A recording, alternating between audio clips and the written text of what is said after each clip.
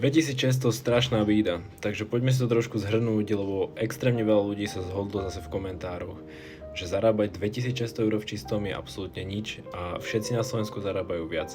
Tu máme jeden jediný krásny príklad toho, že keď dám iba to, čo mi ostáva mesačne do kalkulačky, koľko ľudí zarába viac ako ja na Slovensku, tak to vidie 503 000 z pracujúcich.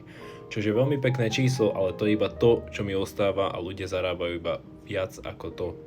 A mne to mesačne ostáva z môjho platu. Ja do tejto krásnej webovej stránky nahrám moju mesačnú mzdu, ktorú dostávam v Holandsku a porovnám to s tým, koľko ľudí na Slovensku zarába viac ako ja, tak to vidie iba 43 000 ľudí na Slovensku zarába viac ako ja.